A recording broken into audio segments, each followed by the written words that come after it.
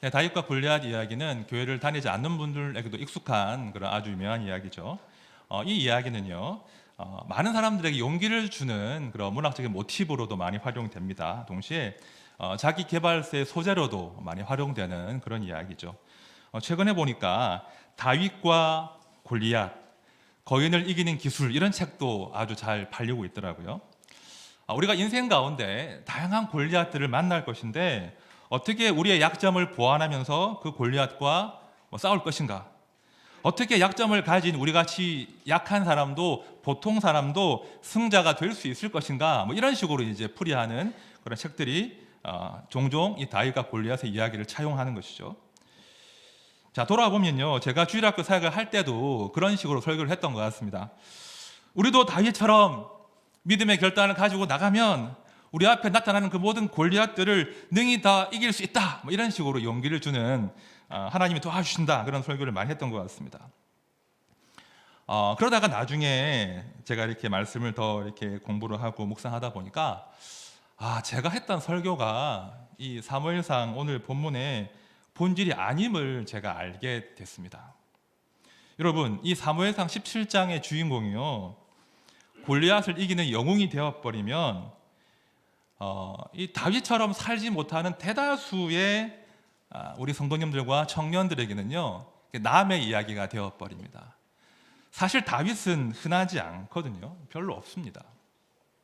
사무엘상 17장은요, 사실 한 세대에 한 명 나올까 말까한 그런 믿음의 영웅 이야기로 읽으시면 안 된다는 것입니다. 자, 오늘 말씀의 본질은요, 지금 다윗이 싸우는 이 싸움이 누구의 싸움인가 하는 것입니다. 우리가 17장을 볼 때 이런 핵심 질문을 던지셔야 됩니다. 지금 다윗의 싸움을 하나님이 도와주신 것인가? 아니면 하나님의 싸움에 다윗이 참전하는 것인가? 이 관점으로 이 말씀을 봐야 된다는 거예요. 그러니까 다윗의 싸움을 하나님이 도와주신 것인가? 아니면 다윗이 하나님의 싸움에 참전한 것인가? 이 관점을 잘 파악하셔야 됩니다. 자, 오늘 본문은요, 블레셋이 이스라엘을 침공한 소식으로 시작이 되는데요, 이 블레셋이라는 민족은 그야말로 이스라엘의 숙적이에요. 처음 이스라엘이 건국될 때부터 나중에 망할 때까지 이 블레셋과 이스라엘은 항상 긴장 관계에 있던 그런 나라입니다. 자, 본문 3절을 보십시오. 블레셋 사람들은 이쪽 산에 섰고 이스라엘은 저쪽 산에 섰고 그 사이에는 골짜기가 있었더라. 지금 이제 그 전황을 간단하게 묘사하는 그런 대목인데요, 골짜기를 사이에 두고 이스라엘 군대와 블레셋 군대가 대치하고 있는, 마주보고 있는 그런 상황입니다. 자, 그런데요, 이어지는 4절을 보시면 한 장수가 등장해서 이 전투가 한쪽으로 갑자기 기울어 버립니다. 4절 말씀 다 같이 봅니다. 시작. 블레셋 사람들의 진영에서 싸움을 도두는 자가 왔는데 그의 이름은 골리앗이요 가드 사람이라. 그의 키는 6규빗 한 뼘이요. 자, 골리앗이란 장수가 등장했죠. 자, 말씀에서 묘사하기를 그 키가 무려 6규빗 한 뼘이라고 합니다. 자, 한 규빗은요, 이 손가락 중지 끝에서부터 이 팔꿈치 끝까지의 길이를 말하는데요, 보통 평균적으로 45cm예요. 그러니까 지금 성경에 이야기하는 골리앗의 키는 어림잡아서 최소 2m 80입니다.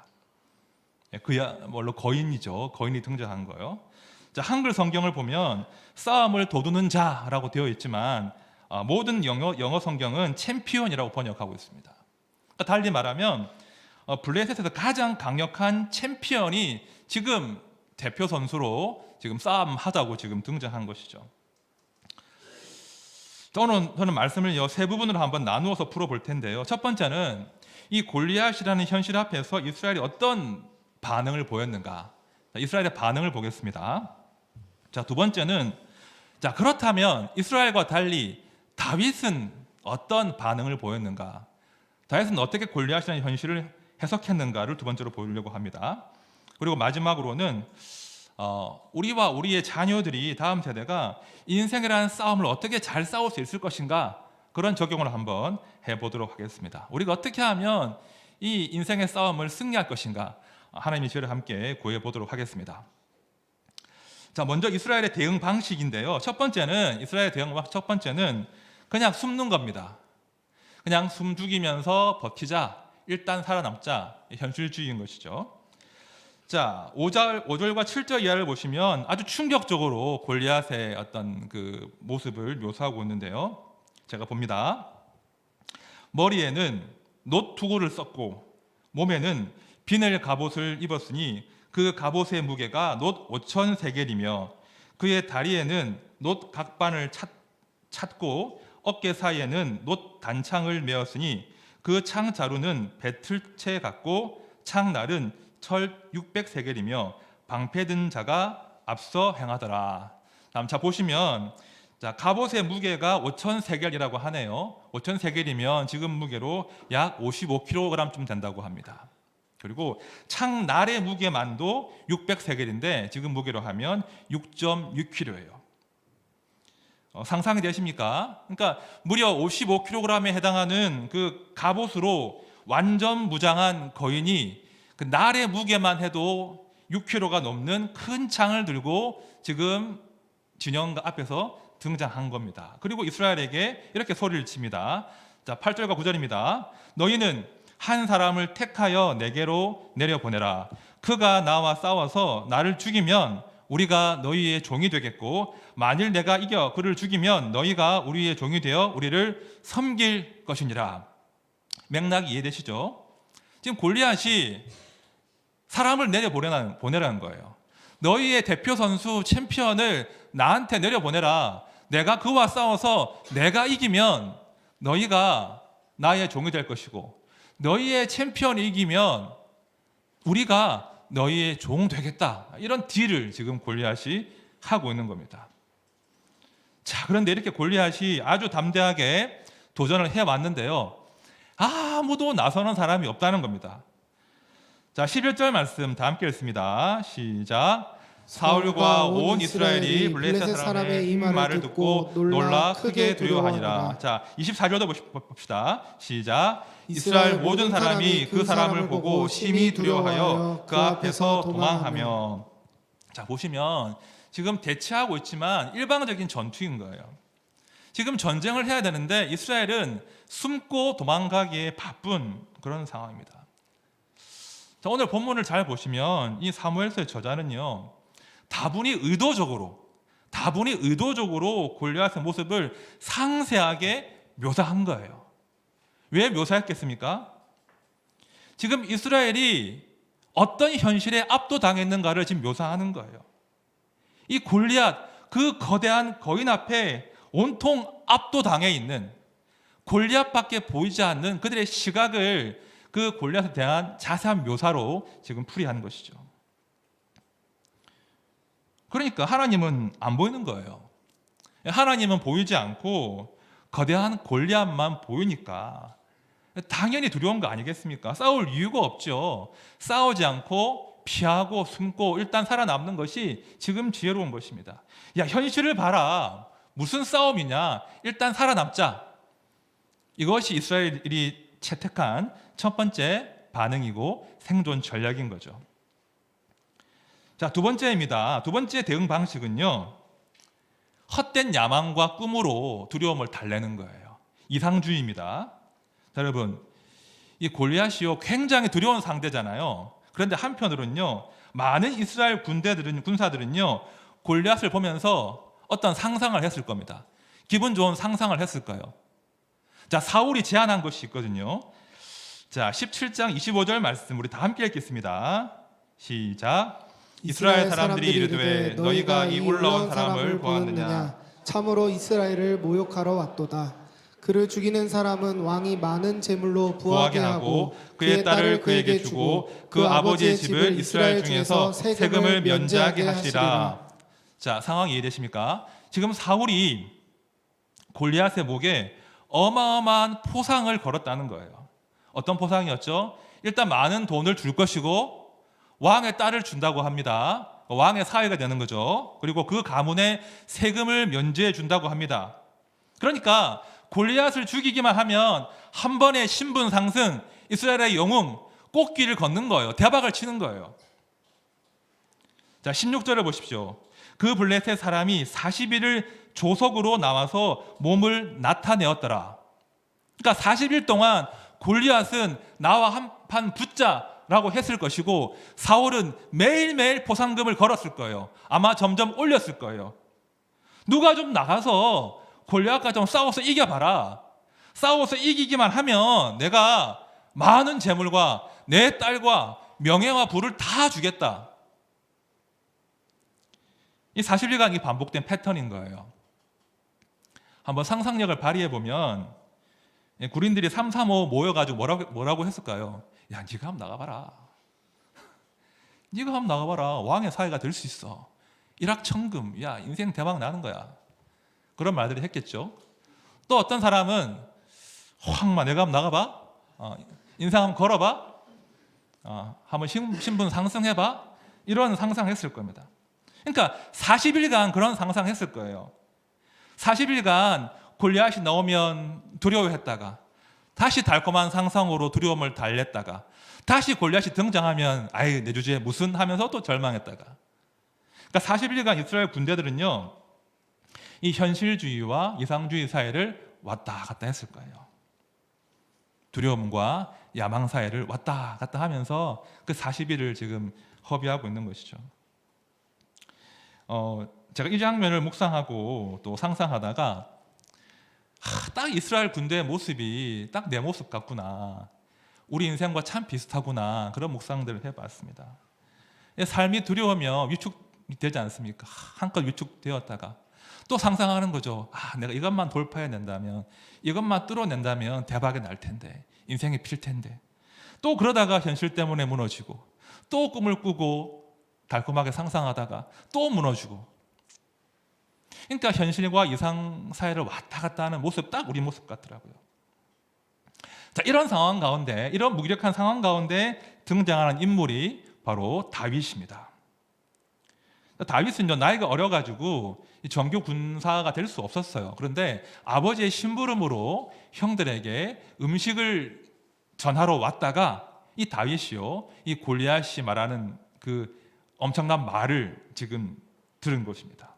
자, 그런데요, 이 다윗이 이스라엘과 같은 상황을 목격하고 보고 듣는데도 이 다윗의 현실 인식과 해석은 완전히 달랐다는 것입니다.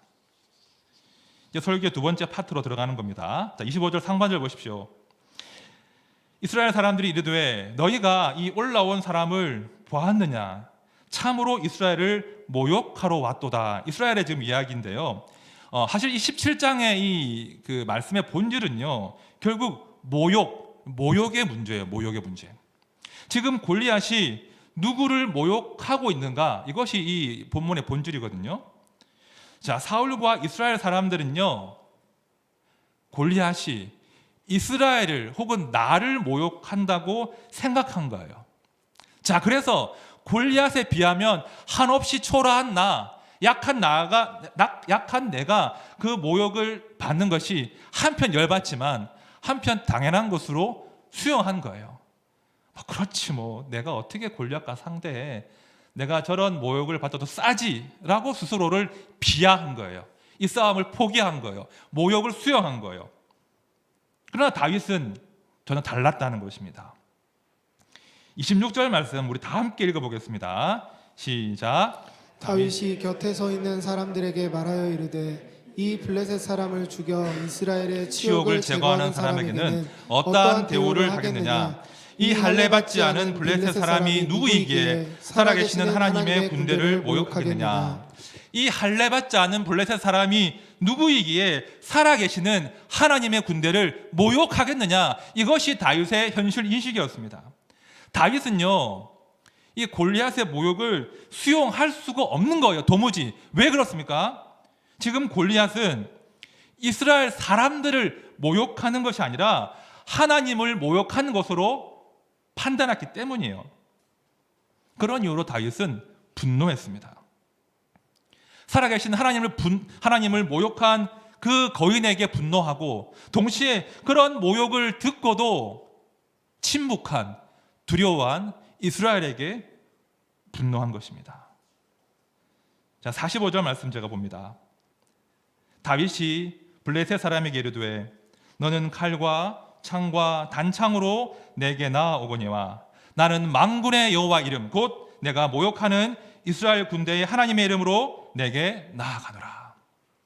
다윗은요, 이 싸움의 본질을 골리앗과 이스라엘의 싸움이 아니라 골리앗과 하나님의 싸움으로 해석하고 확신한 거예요. 아무리 거인 골리앗이 중무장을 하고 큰 창을 휘둘면서 우리를 위협한다고 할지라도 살아계신 하나님이 한번 일어나시면 저 골리앗 아무것도 아니야. 그 확신 가운데 이 전투에 개입한 것입니다. 하나님이 반드시 하나님을 모욕하는 저 골리앗을 쓰러뜨릴 것이다. 그런 확신 가운데 자신의 전투가 아니라 하나님의 전투에 참여한 거예요. 다시요.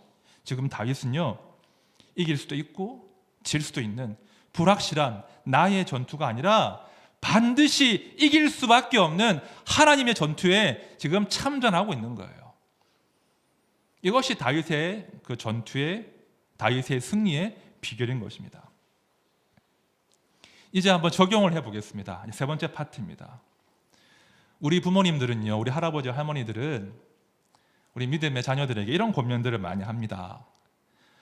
너 다윗처럼 용기를 가지고 골리앗과 맞서야 돼. 골리앗 이길 수 있어. 하나님 도와주실 거야. 어깨 툭툭 치면서 화이팅, 내가 기도할게. 그런 격려 참 많이 하시지요? 참 많이 합니다. 자, 그렇다면 우리가 지금 내보내고 있는 전쟁터, 주로 우리 아이들이 마주하고 있는 골리앗, 어떤 골리앗들입니까? 어떤 골리앗이죠? 하나님을 모욕하는 그 무엇들입니까? 솔직히 아니잖아요. 시험, 좋은 성적, 입시, 취업, 아무튼 어떤 분야에서건 1%, 3%, 5% 안에 들어야 돼. 그래서 이 땅 가운데 인정받는 것이 네가 정복할 목표 아니야. 그것이 너의 골리앗이야. 그것이 많은 부모님들이 가진 속마음이지 않겠습니까? 야, 그리고 힘들지만 그 골리앗 일단 쓰러뜨려야 사람 구실하고 사는 거야. 아무튼 남부럽지 않게 사는 거야 하면서 우리 아이들을 골리앗과의 싸움터로 이렇게 내보내는 거예요. 힘든 거 알아. 하지만 하나님 도와주실 거야. 화이팅! 이렇게 하는 거죠. 그런데 여러분, 이 적용 상당히 조심하셔야 됩니다. 이 적용 상당히 조심하셔야 돼요. 사실은요, 많은 우리 젊은 친구들이, 우리 자녀들이 이런 적용 때문에 하나님을 오해하고 하나님을 떠나고 있다는 걸 이해하셔야 돼요. 요즘 우리 다음 세대가, 우리 청소년 청년들이 어떻게 어떤 하나님으로 이해하고 있는가, 최근에 많은 조사들이 이루어졌거든요. 우리 청소년, 청년들이 지금 이해하는 하나님 어떤 하나님이신가? 자, 많은 연구들을 진행하고 그 연구를 정리한 책이 나왔는데요. 이런 책입니다. 한국교회 트렌드 2023. 이런 책에 보면 우리 자녀들이 이해한 하나님이 어떤 하나님인지를 잘 묘사해요. 이런 겁니다. 한마디로 우리 아들, 딸들은 하나님을 램프의 요정으로 이해하고 있어요. 잘 들어보십시오. 하나님은 늘 대기하고 계시다가 내가 긴급할 때 도와주는 전능한 집사이다. 집사 아시죠? 고향의 집사, 그 집사예요. 그리고 나에 대해서 긍정적으로 생각할 수 있도록 도와주는 우주적인 치료자, 상담사이다. 이것이 지금 많은 연구의 결과예요. 우리 자녀들이, 우리 청년들이, 우리의 다음 세대가 교회에서, 가정에서 하나님을 이런 식으로 배우고 있다는 겁니다. 하나님은 램프의 요정이야. 나를 도와주기 위해서 대기하고 계신 분이시죠. 이렇게 믿는다는 거예요. 그리고 이런 것 때문에 문제가 생기는 겁니다. 왜 그런지 아십니까? 여러분, 요즘에 우리 자녀들이 성공하기가 쉬운 세대입니까? 자신의 꿈을 펼치기에 좋은 시대입니까? 냉정히 보면 그렇지 않거든요. 냉정히 보면 우리 자녀들은요, 실패와 실망을 더 많이 경험하는 세대라는 거예요. 자, 그러면 늘 열심히 기도하지만 열심히 하나님의 응원을 받고 있는 것 같은데 현실에서 마주하는 것은 장벽이에요. 너무 실패를 자주 경험한다는 거예요. 그러면 하나님을 오해하기 시작해요. 왜 하나님은 내 기도 안 들어주시지? 왜 저 선배는, 저 언니는 좋은 대학 가는데 왜 나는 실패했지? 라고 하면서 하나님에 대한 오해가 점점 커지는 거예요. 자, 이런 책이 있습니다. 한국교회 청년이 떠나고 있다. 제가 책의 한 대목을 읽어볼게요. 잘 들어보십시오. 하나님의 존재 여부, 그리고 하나님의 역사하심에 대한 여부를 우리가 내는 기도 제목 성취 여부로 결정하는 문화가 교회를 장악했다. 그러나 기도 응답의 여부가 하나님의 역사하심의 증거가 될 수 없다. 이러한 교회의 방향은 특히 자신의 기도에 응답받지 못한 청년들을 이탈하도록 만든다. 아프지만 이 지적을 잘 수용하셔야 돼요. 그러니까 우리 아이들이 다음 세대가 자기 기도가 응답받지 않고 꿈이 꺾여버리면 하나님에 대한 실망이 거듭되고 결국 하나님은 내 기도를 들어주지 않는 시시한 신으로 오해하고 실망하면서 교회를 떠난다는 거예요. 이런 이야기들이 리포트가 지금 쏟아지고 있습니다. 여러분, 아픈 이야기지만 우리가 잘 들어야 돼요. 우리 아이들이요, 하나님을 잘 몰라요. 하나님을 잘 못 배우고 있습니다. 그래서 하나님의 전투에 참가하는 법도 배우지 못하고 그저 자신의 전투에만 몰두하다가 실패하고 넘어지고 실망하고 그러면서 하나님을 떠난다는 거예요. 아프지만 우리 믿음의 기성세대가 우리 아이들에게 제대로 하나님을 가르치지 못한 것이죠.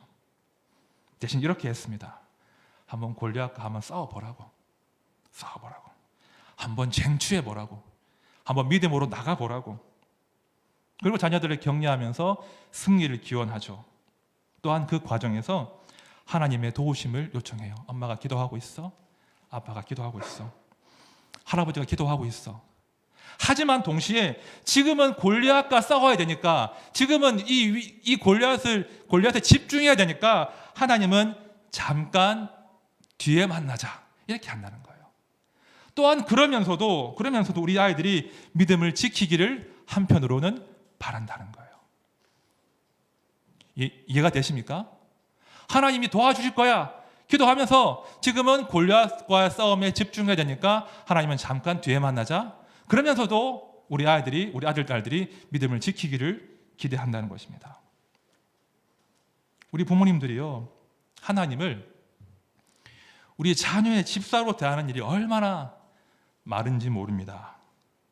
그러면 우리 아들, 딸들도 하나님을 나의 집사로 취급할 수밖에 없는 거예요. 당연한 귀결이죠. 혹시 도와주시면 고마운 것이고, 혹시 안 도와주시면 그냥 내 힘으로 살지, 그냥 하나님 떠나면 되지, 하나님을 시시하게 만들어 버린다는 것입니다. 이것이 안타깝지만 지금 대한민국을 지배하고 있는 청년 세대의 현실이에요. 제가 한 번씩 우리 세대가 믿음이 없는 세대라고 말씀을 드렸는데요, 이렇게 정리하고 싶어요. 나의 성공을 위한 나의 전쟁에 몰두하느라 하나님이 싸우시는 하나님의 전쟁에 참가하는 법을 점점 잊어버린 세대. 그러니까 나의 싸움에 몰두하느라 하나님의 그 영광스러운 전투에 참가하는 방법을 잃어버린 세대가 바로 우리 세대이고 믿음이 없는 세대라는 거예요. 여러분들, 우리 지금 누가 자기 아들, 딸, 손자, 손녀 사랑하지 않겠습니까? 그렇죠? 다 사랑하지 않습니까? 그렇다면요, 사랑의 방식을 좀 바꾸셔야 됩니다. 무작정 한번 도전해 보라고, 뚫어내 보라고 골리앗과의 싸움터로 보내시기 전에요, 우리 하나님이 싸우시는 그 전쟁터가, 우리 하나님이 주목하시는 하나님의 전쟁터가 어디인지를 우리 믿음의 선배 세대와 부모 세대가 우리 아이들에게 알려줄 수 있어야 돼요. 우리 성공을 위한, 내 욕망을 위한 싸움 말고 하나님이 관심을 품고 계신 그 싸움터를 우리 아이들에게 소개하고 그 싸움의 가치를 우리가 말할 수 있어야 한다는 거예요. 그 싸움에 참전할 수 있는 용기를 우리 부모님들이, 할아버지, 할머니들이 심어 주셔야 됩니다. 아주 시급한 과제입니다. 제가 2주 전인가 저희 딸 이야기를 했죠. 예송이 이야기. 시험을 쳤습니다. 결과를 제가 보고해 드릴게요. 시험 결과를 보고할 수는 없고요. 큰일 나요. 그러면 이제 안 될 것 같고. 시험을 쳤는데 이제 중학교 때와는 정말 달랐다라고 하더라고요. 그래서 이제 뭐 자신감을 얻은 부분도 있겠지만 충격도 많이 받고 또 많이 불안해하는 거예요. 딸이 시험을 보고 와서는 뭐 이렇게 거기까지 얘기하겠습니다. 그래서 이제 제가 좀 개입을 했죠. 딸과 대화하는 시간들을 주중에 많이 가졌습니다. 우선은 제가 이제 딸의 공부 습관들을 좀 체크를 했어요. 습관을 체크를 하고 그리고 이제 5년 이상 다닌 학원 하나 끊었습니다. 학원 하나 끊고 그리고 제가 비법을 전수했죠. 교과서 중심 말고요. 공부는 엉덩이로 하는 거야. 모르십니까? 공부는 엉덩이로 하는 거야. 같은 2시간이지만 2시간을 집중력 있게 쓰는 게 중요해. 뭐 이런 이야기를 해주면서 같이 이제 서점 가서 책도 제가 골라주고 좀 도와줬어요. 멘토링을 해주고 도와주고 그랬는데 정말 중요한 그 다음 대목이죠. 제가 그런 공부에 대한 코칭을 좀 해준 다음에 이런 말을 딸에게 진지하게 해줬습니다. 예송아, 아빠는 네가 공부를 잘하건 못하건 별로 중요하지 않아. 다만 최선을 다하면 좋겠어.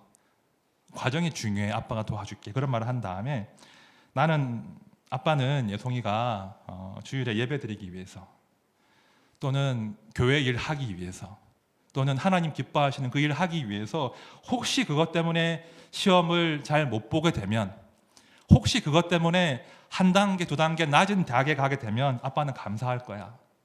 아빠는 기뻐할 거야. 그런 말을 딸에게 해줬어요. 예송아, 네가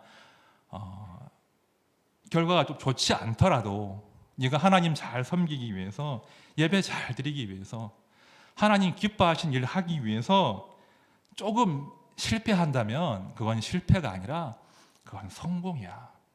아빠가 축하해 줄 거야. 그런 말을 제가 딸에게 해주었습니다. 성적보다 더 중요한 것은 스펙보다 대학보다 더 중요한 것은 하나님께서 기뻐하시는 인생이 되는 거야. 아빠는 우리 딸이 그런 딸이 되면 좋겠어. 아빠가 도와줄게. 그런 말을 제가 딸에게 해주었습니다. 앞으로 2번, 3번, 4번 남았는데요. 똑같은 말을 해줄 거예요. 아빠는 네가 성적보다 대학보다 하나님이 기뻐하시는 그 일을 위해서 손해볼 때 가장 기뻐할 거야. 그 말을 제가 해줄 겁니다. 여러분, 이제 말씀을 정리할 텐데요. 정말 간곡하게 부탁을 드립니다. 우리 자녀들에게요. 자신의 싸움에 몰두한 그 자녀들에게 하나님의 전투에 참전하는 법들을 우리 부모님들이, 할아버지, 할머니가, 우리 스승님들이 먼저 보여주셔야 돼요. 내 싸움에, 내 성공을 위해서 하나님 참전해 주세요라고 요청하기 이전에 하나님의 전투에 즐거이 참여하는 방법들을 부모님들이 알려주셔야 돼요.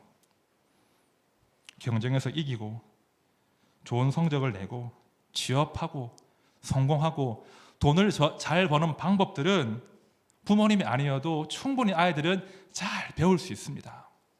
우리 아들이 그런 말을 지난주에 하더라고요. 주식 이야기를 하는 거예요. 엄마 아빠가 주식을 안 하는데 아빠 테슬라 주식이 있는데 그 테슬라 주식이 떡상을 했대. 어떻게 알았냐고. 엄마 아빠 주식을 안 하는데 애들은 알아요. 엄마 아빠가 말해주지 않아도 우리 아이들은 성공하는 법, 돈 잘 버는 법 충분히 잘 배우고 있습니다. 하지만 하나님의 전쟁에 참전하는 방법은 우리 먼저 믿는 부모님, 할아버지, 할머니, 스승님들이 아니면 가르쳐줄 사람이 없어요. 누가 말해주겠습니까? 자, 그러면 하나님이 우리를 초대하시는 하나님의 전쟁터 어디겠습니까? 하나님이 우리가 참전하기를 기대하시는 하나님의 전쟁터가 어디겠습니까? 좀 다르게 사는 것 아니겠습니까? 그렇죠? 예수 믿는 사람답게 좀 다르게 사는 거예요. 좀 다른 길을 걷고 좀 거룩하게 사는 것입니다. 말씀 보십시오. 우리 같이 읽을까요? 시작. 너희는 이 세대를 본받지 말고 오직 마음을 새롭게 함으로 변화를 받아 하나님의 선하시고 기뻐하시고 온전하신 뜻이 무엇인지 분별하도록 하라. 이것이 예수님이 초대하시는 하나님의 전쟁터예요. 좀 다르게 사는 거예요. 모두가 자기 욕망을 위해 살아갈 때 우리만큼은, 당신의 아들, 딸만큼은 내 시간을 누군가를 돕기 위해 쓸 줄 아는 거예요. 내가 번 돈을 나의 욕심만을 위해 쓰지 않고 아프고 약한 사람들을 위해서 낭비할 수 있는 거예요. 불의 앞에서 아니라고 말할 줄 아는 겁니다. 억울한 사람들 편이 되어주는 것입니다. 용서하고 양보할 줄 아는 것입니다.